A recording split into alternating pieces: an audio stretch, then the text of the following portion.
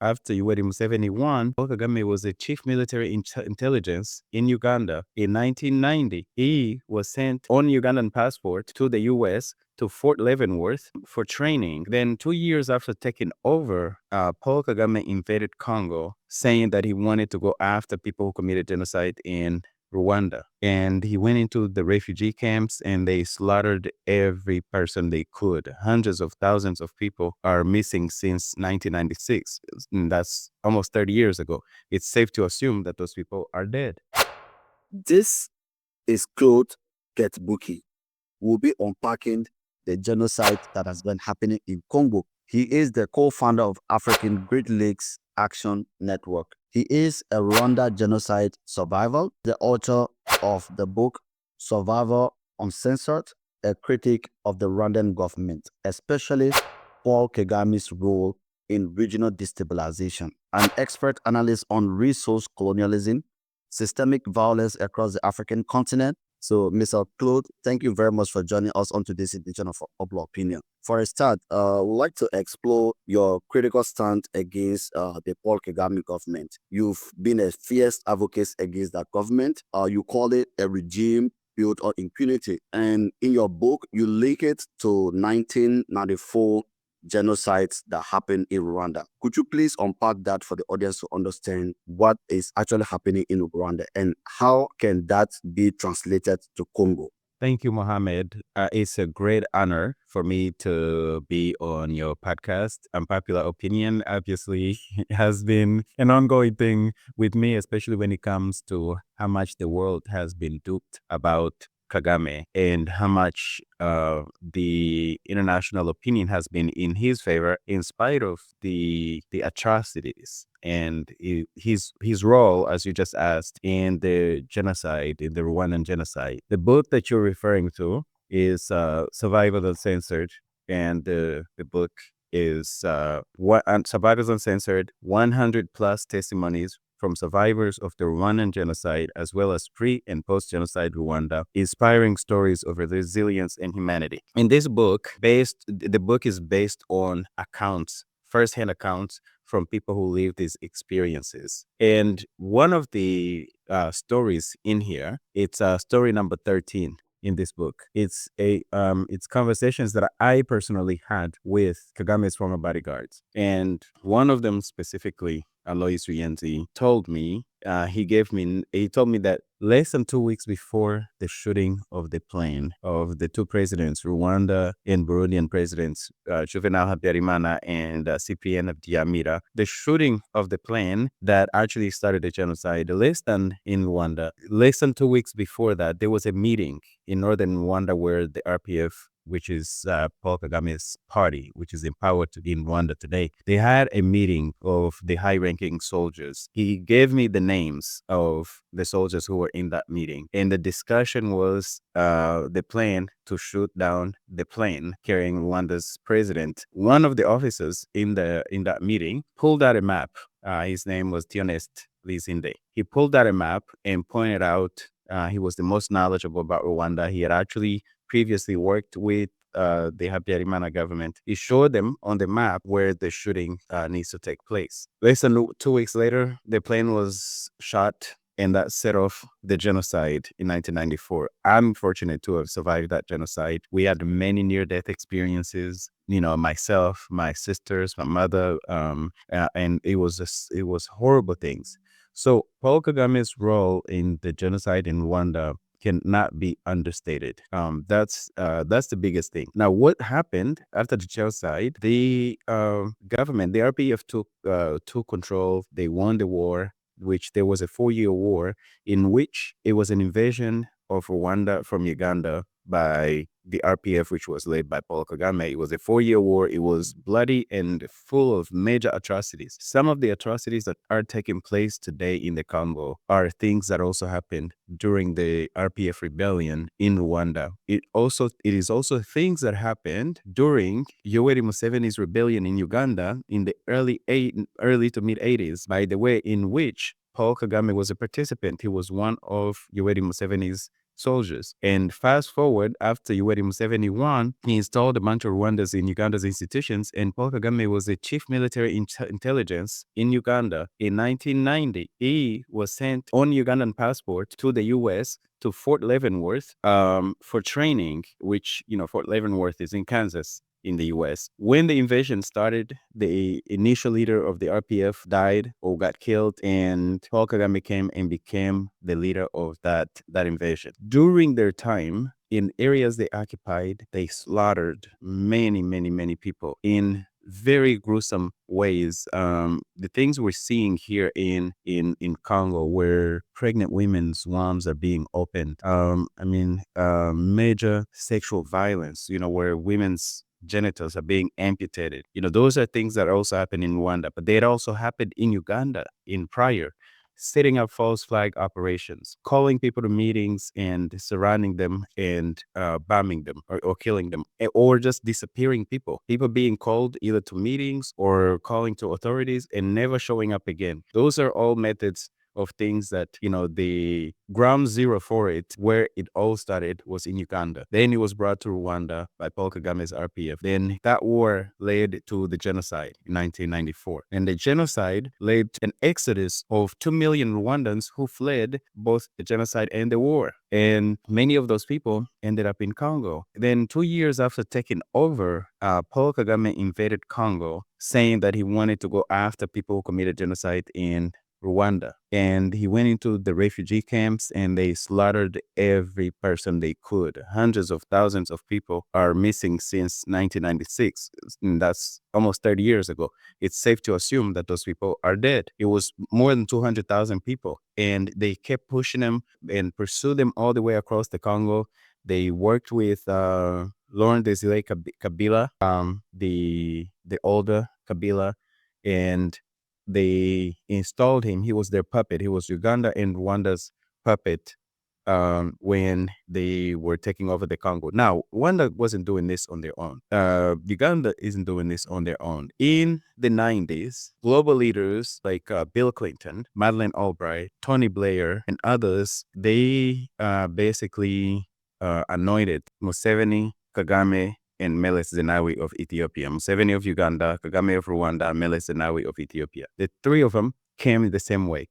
They fought their way into power with Western support, especially the US and the UK. They got into power and they had the protection. And going back to the question of impunity, the protection they had, the support, financial support through aid, military support through training, and military support of otherwise weapons and things like that. They had diplomatic backing and they were shielded from accountability, from being held accountable for those crimes. The US, the UK, France, the European Union, Canada, in most of the Western world. And so the invasion of Congo was just another extension, a continuation of what happened in Uganda. It was a change in strategy from Cold War politics to where Mobutu, who was Congo's president, became expendable. So when they discarded him, they had to put some other people in place, and they selected in that region, they selected Paul Kagame and Yoweri Museveni and backed them. To this day, two of the poorest countries in the world, Rwanda and Uganda, cannot afford to wage a type of war that's being waged in the Congo and that's been waged for the last 30 years. And when you look at the rebels, the so-called rebels, the M23, they're so well equipped. I'm not sure that we have ever seen any rebel groups in any country, not just in Africa, but in any country, in any African country or otherwise, that are that well equipped. They have full-blown equipment, uniforms, goggles, all kinds of weapons. Usually, when you see rebel groups, their uniforms don't match.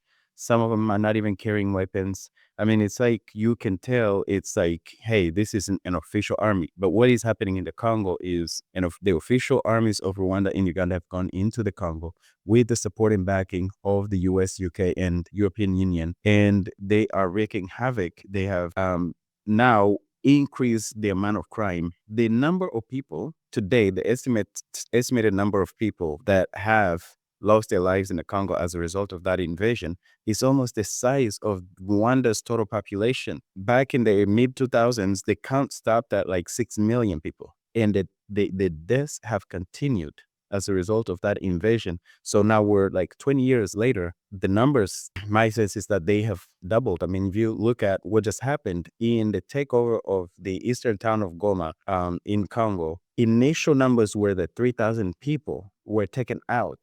Thank you very much. You've talked some important things in this your first statement, especially when you talk about your parents, and then you also talk about some of the things that happen to women, and you also talk about people being called to come for meeting, false alarm, and when they come for those meetings, their lives or they are being unalive. These are some of the things that some other people experience too. Like originally, I'm from Liberia, and this thing happened also in Liberia, especially in the Kwadu Boni massacre, where a lot of according to an estimate, over 30 to 40,000 Badingo people were being killed in Kwadu Boni massacre, where they were being invited to have meetings. At the end of the day, there they took their last breath in those situations. So similar things happen where you see women being raped in Liberia, and it's almost like it kind of connects with the behavior of rebels. I want us to go into M23.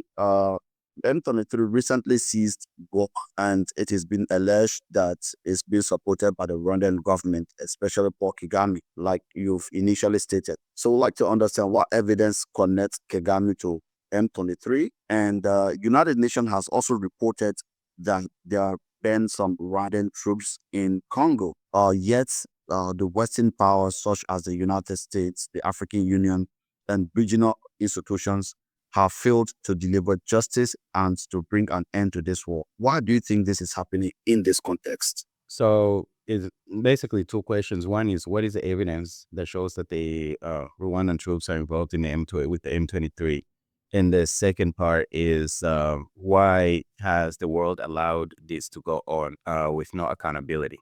The first part, as far as the evidence, number one, is not even the first time. In 2012, there were 3 generals, advisors of Paul Kagame, who were found to be funding, providing logistical support, recruitment, and leading the M23 invasion of Congo. Because this isn't the first time this M23, by the way, these are all just name changes, or they use these acronyms, but it's the same players. It's Rwanda and Uganda invading Congo. At that time, they found that General James Kabarebe, Generals Charles Kayonga, and General Jack Nziza were the leads in logistics, recruitment, equipping the M23. Now, the evidence itself is there are satellite images showing paths from Rwandan military camps to the M23 camps in the Congo. So from inside of Rwanda to Congo. Second, it's the methods. Like I was talking about the false flag operations, like you were talking about the meetings and stuff like that. These are Rwanda's methods. They've used these. Again, Kagame's been part of this since the 80s with Museveni, and now, and then in Rwanda, and now in the Congo. Third, the attacks on hospitals. This is a very unusual thing, to go after injured and wounded people and finish them off. These are things that are happening in the Congo. The sexual violence, things that started, it was done in Uganda, it was done in Rwanda, is being done today. The other stuff, the other evidence is military IDs of Rwandan troops that are found. Rwandan troops who have been captured in the Congo on the battleground. The type of ammunitions and weapons that they're using that are traced back to Rwanda and their partners. I believe some of the weapons were actually traced back to Israel. So the type of weapons. The other part is there's satellite images showing the expansion of military cemeteries in Rwanda that have expanded so much, like visibly expanded since the end of 2021. And remember, the M23 started a few years ago.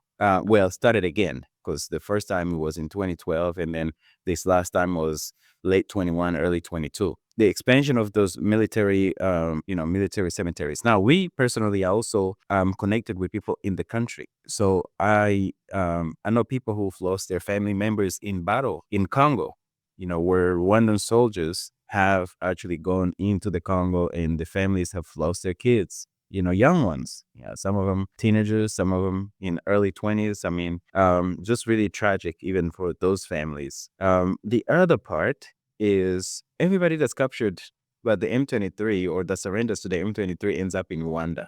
I mean, like, what more do you need to see? And, Rwanda's like the recipient of captives of the M23. And then you look at the economic activity, right? Rwanda does not have coltan mines. So far, it may have a little bit of coltan, but so far no one has actually shown any coltan mines. There has been like media going there, and they use kind of a deflection tactic where they'll go and say, "Oh, Rwanda has mines." Yeah, we know Rwanda has mines. Where's the gold? And where's the coltan? And they'll say, "Oh, they have cassiterite." But cassiterite is not the critical mineral that is needed, like the coltan, for the electronics and for or the other minerals that are used now in electric cars, the things that are used in the Green Revolution. Rwanda, to 20, like in the last few years, has been the top exporter of coltan, a mineral found in the Congo instead of and not in Rwanda. Obviously, there are no transactions showing that Rwanda is buying it from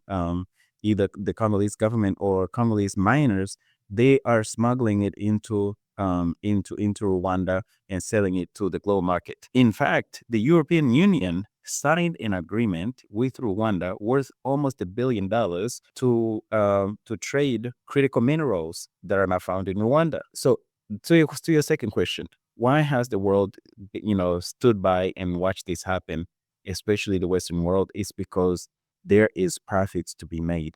This is no different than the transatlantic slave trade, where human beings were treated and traded as commodity. And you had European companies that would come into the continent. They would kidnap the people. In some cases, African sellouts would sell them out would sell out ancestors to these European enslavers, and then they would take them to the Americas and trade the people over there.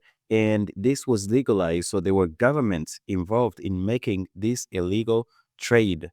And the element that was there, in addition, was African sellouts, the traders. Those are the Kagames and the Musevenis. That's who is facilitating this type of now mineral trade from the Congo to the rest of the world, where a lot of companies are making their profits by enslaving, by having young children as 10, 11, 12 enslaved in these mines, working crazy, crazy, in crazy conditions in these mines in the Congo, displacing millions of people in order to have access to these mines. That is what the Rwanda's military and Uganda's military serve as to the West, to Western multinationals, many of them from Canada, Australia, a variety of European countries, Britain, France, the U.S., Switzerland, and in addition to them giving access and also cheap labor and cheap resources,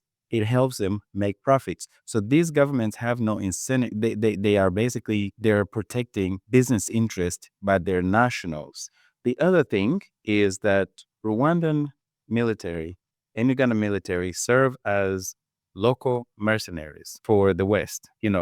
The U.S. is not going to put boots on the ground in the Congo. The British are not going to do that. The Belgians are not going to do that. The French are not going to do that. So they need somebody to do the job, and they send Rwandan and Ugandan troops to go do the job. They don't just send them to Congo, by the way. They get sent to these other places, like sometimes it's like, peacekeeping missions. Rwandan troops were in Darfur. They're in the Central African Republic now. They were in Haiti. Ugandan troops were in Somalia and other parts. And today, part of Congo that is occupied by Ugandan troops is actually to secure French oil company Total's access to oil that is inside of the Congo, near the border of Uganda. And you also have Rwandan troops down in Mozambique, in Cabo Delgado, to secure French oil company Total's access to oil in Mozambique. So this is why there has been so much impunity, is because a lot of these governments and multinationals are involved in the plundering of the resources in the Congo and in other places.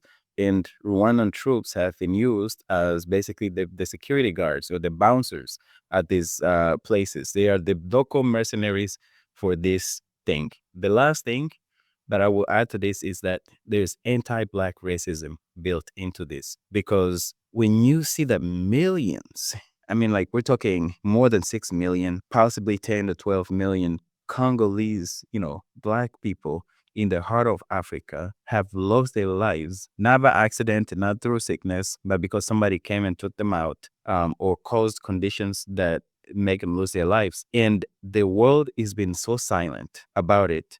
That is because the people who are losing their lives are Black people. There is no way you would have millions of Europeans or white people losing their lives in the way that the Congolese are, and there will be silence around the world, or even excuses. The apologists for Kagame just keep coming out of the woodwork. The apologists for Museveni keep coming out of the woodworks. But at the end of the day, thanks to media and platforms like yours and others that have continued to shine a light on the truth. And for me, it's important to continue to spread it, because the truth will lead to justice, and justice will lead to lasting peace in that region and prosperity, not only for Congo, but for Africa, because a free and liberated Congo will lead to a free Africa.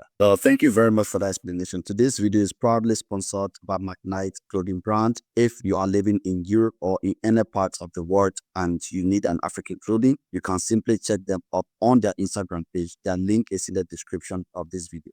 Claude, I want us to look at natural resources, like you've explained. Congo possesses 70% of the world cobalt. So I want to understand, do you think the rush for green mineral has been the major source or reason for this violence and displacement of the Congolese people? And can we conclude that big tech giants like Tesla, Apple, and other institutions are also complicit in this violence that is happening in Congo? 100%, or I can even say 1,000%. The reason for what's happening in Congo is access to the resources. The tech revolution and not the green revolution is a part of why Congo is under siege. And Rwanda serves, and Uganda, they serve as the middlemen that plunder the resources, keep them on the cheap, to sell them to the global market, so we can have access to these resources at a cheap price. You asked about those big tech companies. Yes, they are,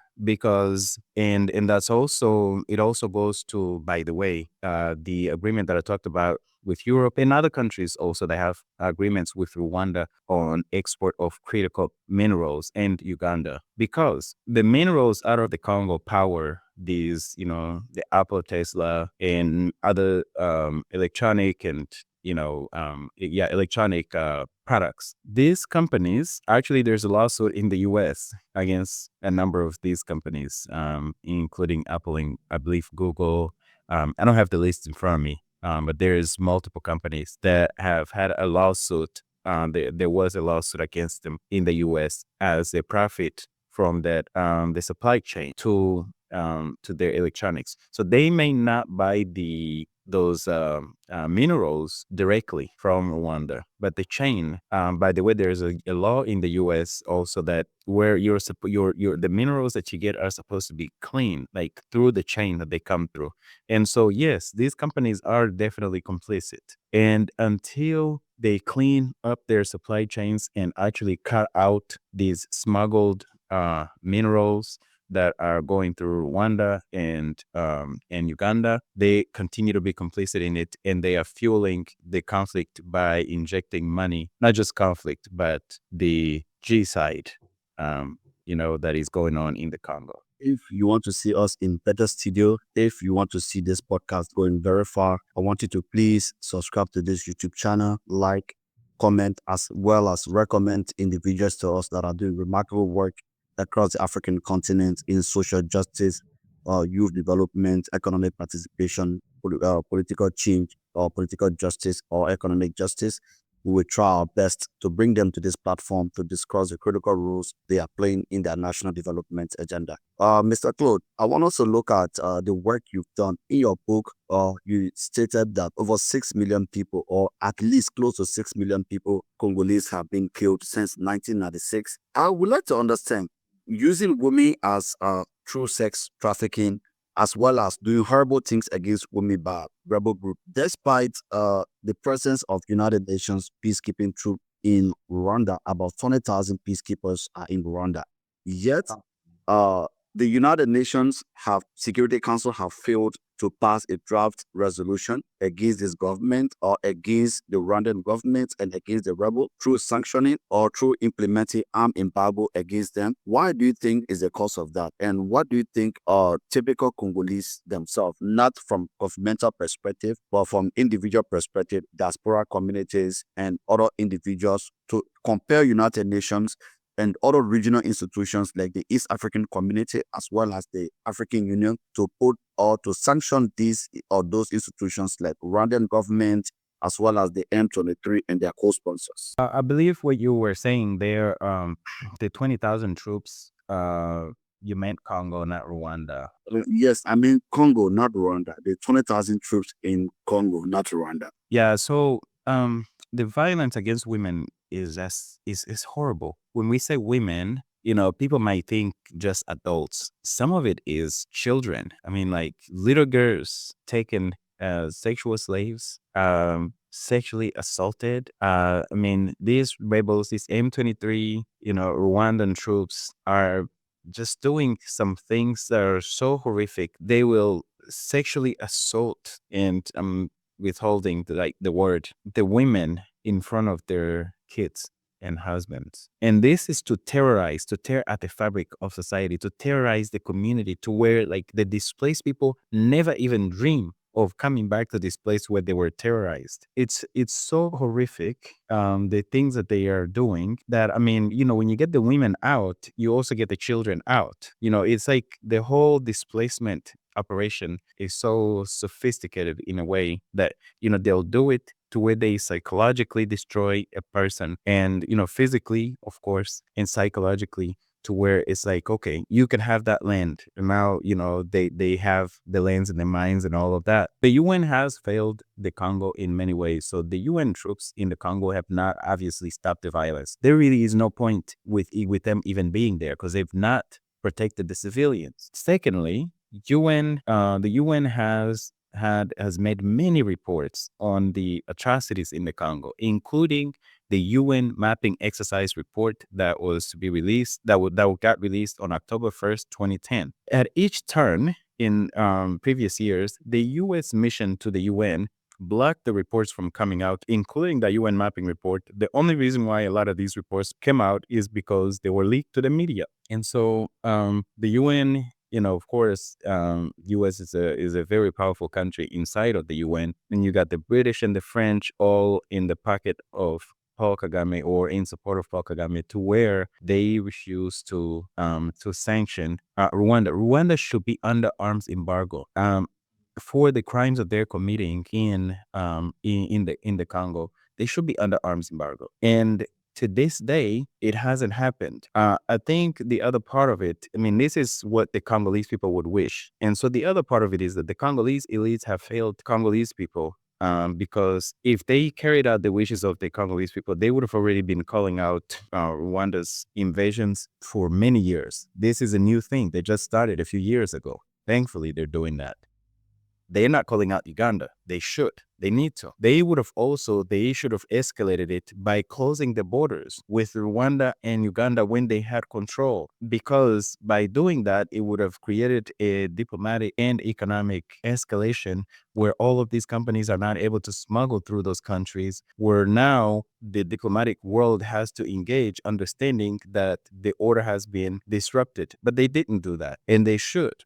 So the UN has been complicit in that the diplomats are playing politics with the lives of the Congolese people. Now, the European Union is doing the same. The UK has been doing the same. And now lately, they're all like, tripping over each other, condemning the M23, and they're all saying that they're going to withhold aid, they're going to sanction Rwanda. But I don't know. We have to see, because previously when they did it, it was only temporary. The M23 was actually defeated as a result. They went away to Uganda and came back 10 years later. I want to see a sustained withholding of aid until Rwanda's troops completely pull out of Congo. I want to see an embargo on Rwanda's military. I want to see sanctions against individuals who are committing these atrocities. By the way, the European Union just stopped the sanctioning of 9 individuals. Now, we don't know if that's going to happen still. The European Union failed to actually sanction Rwanda and to stop the $1 billion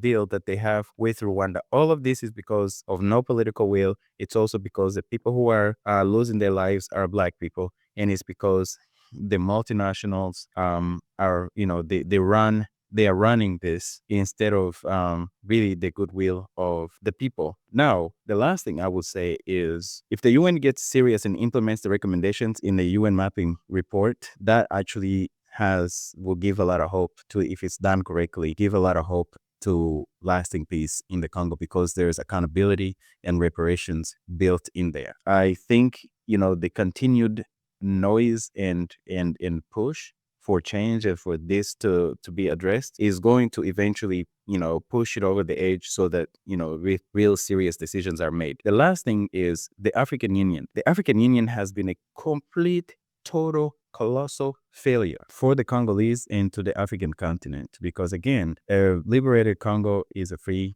Africa. I think it was in 2015, I spoke to somebody who works at the African Union and asked her, why does the African Union carry this, attitude, which is basically they are African elites who are serving imperial interest and neocolonial interest. And she told me, hey, one thing is this. Before the invasion of Libya and the assassination of Muammar Gaddafi, he did a lot of the financing of the African Union. Since then, the African Union is financed by the European Union. So there really is no African Union. It's just a bunch of African elites who are employed by the European Union. That's what it is. And so I personally do not put any or a lot of stock in the African Union until the African Union is actually a representation of the people's voice instead of the African elites, which brings me to the point which I land on, which is what Thomas Sankara, the great Pan-African leader from Burkina Faso, said. And I'm paraphrasing, I'm not 100% quoting. We need to work to provide water to the masses instead of providing wine to ourselves and our friends. That's very deep, especially to the African elite. If you are enjoying this podcast or this interview, I want you to please subscribe to this YouTube channel, like, comment, share, recommend individuals to us that are doing remarkable works in their various countries. We will try our best to bring them to this platform to discuss the critical roles they are playing. I want us to look at something over the past few days or few months. We've experienced young Congolese or the youth of Congo protesting across various parts of the world, in Europe, in the US, and you see other Congolese institutions speaking out, mobilizing people to come to the forefront to protest at the various embassies, just as the Friends of Congo. I'd like to understand from your perspective, do you think those protest movements can lead to results that is fruitful for the Congolese people by bringing lasting peace to the war happening there? Big shout out to Friends of the Congo for the work Friends of the Congo's done and it's been doing for many years, and many other organizations that are advocating for peace in Congo. I actually do love the fact that there are protests being organized all over the world because, nobody wakes up and just goes to protest. There's usually a problem. Whether I agree with it or not, people don't just get up to go protest unless they live in a dictatorship where the dictator orders them and forces them to go out and actually protest in support of the dictator or something like that. But when people are protesting an injustice or an issue, there's usually enough of an issue to at least take it into account. Protesting raises awareness. Protesting makes, it disrupts the usual order for many people, which makes the people wonder, why are these people doing this? And also, I think it visually now puts a spotlight on the perpetrators and their sponsors. So in places like Europe, for example, where some of these protests are happening, these countries have to take action, or the protesting will continue. And as that happens, it's going to, it always brings, there's always some kind of There's a benefit to protesting. Life does not go on as usual. People do not stay in their comfort. When you disturb people's comforts, you actually now create a possibility of change. And so, yeah, I think these protests are important. I saw it previously, even when the war in Ethiopia, which, I think in the end, the politicians hijacked the people's movement. I saw it, where the protests were all over, and it changes the narrative. Thankfully, today, everything is not filtered through the gatekeeping of mainstream and legacy media, which has also been complicit in what's happening in the Congo by not covering it, or by skewing it, or by calling it complicated so that they don't confront actually what is really happening in the roles of their countries, in the roles of their countries' puppets, Rwanda and Uganda. So now with social media, protesting, and you've got technology and social media, you raises the voice of the people. It's speaking up for the people who are being displaced. It speaks up for the people whose lives are being taken. It speaks up for the women who are being abused. It speaks up for the communities who are being destroyed. And so I do think that it makes a difference. And I actually urge people, get out and support the Congolese. Come on and walk with the Congolese, protest with the Congolese, block traffic with the Congolese. I mean, just get out there and make sure that that their voices are heard. And of course, if you have a platform, use your platform to speak up and to call out those who are perpetuating the violence in Congo, either directly or indirectly, by either going in there directly and doing the violence, or by providing the money, the weapons, the media support, the academics who are jumping in to save Kagame's image, and the governments that are protecting Kagame. We have to eventually have a tribunal to try the criminals who have ravaged the Congo, in order for there to be peace, and amplify the voices of people like Friends of the Congo and their actions. One of the things that they're calling for is don't visit Rwanda. Sports washing has been one of the biggest things used by the Rwanda regime to legitimize themselves, with a deal with Arsenal and Paris Saint-Germain and Bayern Munich and the NBA. And they also, dealing with Formula One and so many others. All of these things, when people protest them, it actually makes a difference. So, that is my take on definitely protest. Well, we are almost coming to an end of today's edition of Unpopular Opinion. There's so more questions. We're talking about finding peace or solution to lasting peace. The Congolese government has refused to sit with M23 or M23 to discuss peaceful solution because they've termed M23 as a terrorist organization. Do you think this is the best way forward if we are to see or experience peace in Congo in our lifetime? I have to remind the audience that the M23 it's not a traditional rebel group. It's a proxy militia. It's Rwanda's and Uganda's armies that invaded Congo. So the negotiation needs to be between Rwanda and Congo, which has been happening. There has been times when I've seen like M23 complaining, saying, "Hey, we're not invited to these talks," and I'm like, "Well, your president's there. Rwanda's president's there, Uganda's president's there, or at least they're invited." That part is important to always keep in mind and always remember. When you have an invasion, what is the point of having talks with a proxy, right? Now the next thing is, there are ways to deal with these things. What happens when a country invades another country and breaks another country's sovereignty? There are like international laws and international rules around this. Apply those rules. The other thing is, there's been talks before, but as we have seen, starting in Uganda and in Rwanda and in Congo, talks are part of war tactics for Museveni and Kagame. Talks and ceasefires. They will do a ceasefire just to regroup and take over more territory. They did that last month. After they took over Goma, they called a ceasefire, and then days later, they regrouped and they took over more territory all the way down to Bukavu. And the talks and the negotiations are all part of their war tactics. And in order for us to see peace in Congo, it has to be accountability. Arms embargo on Rwanda. There has to be a general boycott, in similar to how the apartheid government was boycotted.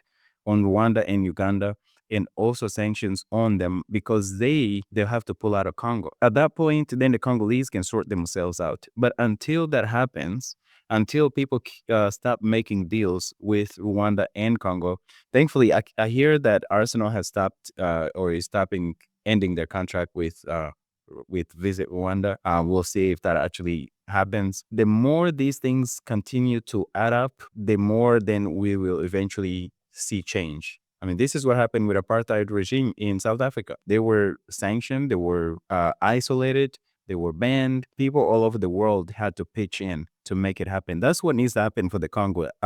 Having talks with the M23 is just delaying the inevitable additional attacks of the M23. And sometimes it doesn't even delay them. They're talking and they're fighting at the same time and displacing more people and taking more people's lives.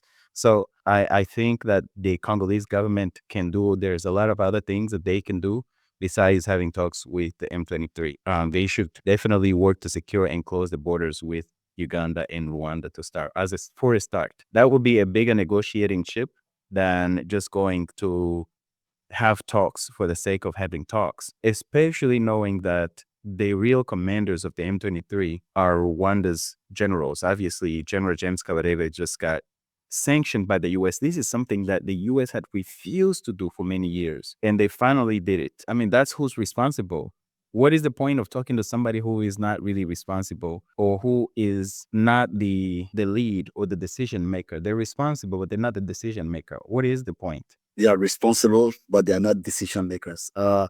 Someone just sent me a message and they want me to ask you a question about the grassroots organization movement. So the question says, what do you think grassroots organizations in Congo and in Rwanda can do, or do you think they are making impact? Yeah, I think the question was, what do I think the grassroots movement can do, or what do I think of what they're already doing in Congo and Rwanda? In Congo, actually, I think the Congolese grassroots movement, the women's movements, the people's variety of organizations and organizing has been the shining light and the silver lining in this whole storm, because the Congolese people, you talked about being from Liberia, and it just gave me, when you were talking about people getting called into meetings and their lives being taken and what is happening to the Congolese, but it also like gave me flashbacks of like those traumatic pictures of short sleeves and long sleeves where they were cutting people's hands and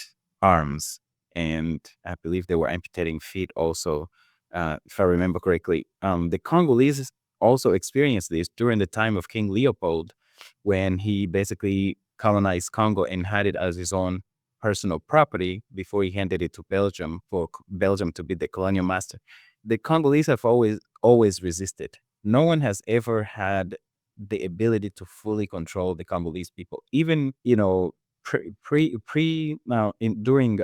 colonial times, during their dictatorship, and even now with the occupation and invasions, and then with all of the previous presidents, especially Kabila, when he was refusing to leave power, the Congolese grassroots is who pushed to actually have an election and have him, and he was replaced. The election result, in my view, from what I've seen, were not credible, but he's gone. And he was one of the major perpetrators of atrocities in the Congo that also needs to answer to his atrocities eventually. However, what I have seen is resistance from the Congolese forever. I don't know if you remember a couple of years ago when the East African community soldiers went there and they were just taking part in like the expansion of the taking over of the Congo. The Congolese people protested against them, and that group left, or at least some of them left, because the Ugandans obviously are still there. The Congolese people have been protesting against the UN, the UN's inaction in the Congo and lack of protection and all of that. They've protested against their own governments. The Congolese grassroots is actually the hope which will bring about truth, justice, and lasting peace to the Congo, because they are relentless, whether it's in the country or in the diaspora, and even on social media. In Rwanda, on the other hand, there really is no There are no grassroots movements because everybody's suppressed. Rwanda is a very tiny country, and the RPF has a whole grip around the country. They have a system called Nyumba Kumi, which is a Swahili phrase for 10 houses. Every 10 houses actually have people that like monitor those houses for the ins and outs of those places. Human intelligence is a big thing. Kagame's spoken about it. And also technology, which you don't need technology in a country that's that tight, and you have that human intelligence that is like you have informants, you have spies, you have all kinds of people. And so in Rwanda, there's not much of any grassroots movement. A lot of the people who have tried to like push back on the dictatorship and tyranny in Rwanda have been jailed. Some, their lives were taken, others went into exile. And the women who were the most credible opponents of Paul Kagame in the previous elections, every time they try to run, he put them in jail. Journalists who have tried to speak up, people on YouTube who've tried to speak up, even like foreign reporters. I mean, anybody that tries to speak up in Rwanda or to mobilize is crushed. That's the big difference. But there's definitely the civil society and grassroots movements in the Congo and the Congolese diaspora are the silver lining in this big storm that we are seeing in the Congo. Mr. Claude, is there anything that you like to share light on? Maybe probably I did not ask you during the show, and maybe you can share light on that, and then we can call it a day. First, I really want to thank you for inviting me to your platform and for the work that you're doing. And one of the things I didn't get to say is to ask people to support your platform and, subscribe, like, and share, and make sure that people are aware of the great work that you are doing. Secondly, is I just want to ask the people who are watching this to speak up about these injustices, because once you hear about these injustices, it makes you a witness. And once you're a witness, you have a responsibility to speak up. And when an injustice is happening to somebody else, basically there's a saying that none of us are free until all of us are free. And it's really important for us to speak up on what's going on with the Congolese people. We can all continue to have the electronics that we have. We can all continue to have, access to all of these things that require these critical minerals out of the Congo without people's lives being lost. So ladies, let us advocate for, number one, an end to what is happening there. That is by spreading the truth and pushing for accountability on the perpetrators. Secondly, is to support the Congolese people in the work that they're doing. So I will just direct people to check out Friends of the Congo as one of the resources for action. Other than that, there's always this tendency to say, don't speak about what Kagame and Museveni are doing. It's the Western world that is doing it. They have their accomplices. And it's important that as we call out the global conspiracy that is, and in the atrocities that are taking part in the Congo, that we don't leave anybody out of the narrative. That is important that what is happening is presented regardless of who is doing it, so that the world is aware. And when the world is aware, that's when we can get some action on a global scale. So that's all I wanted to add. Thank you so much for having me again. I appreciate the work that you do, and I want to see this platform continue to grow. All right. Thank you very much. It's been an absolute honor for us to have you. But before we take a leave of our guest, we'd like to encourage all of you to please continue to support Friends of Congo, because I've witnessed the kind of remarkable work they are doing. Like, if you have dollar to give, that would be very good. If they call for protests, you are there, you can join them during their protests. They are doing remarkable work. And I also encourage you to please subscribe to this YouTube channel. For our new subscribers, I'd like to tell you thank you.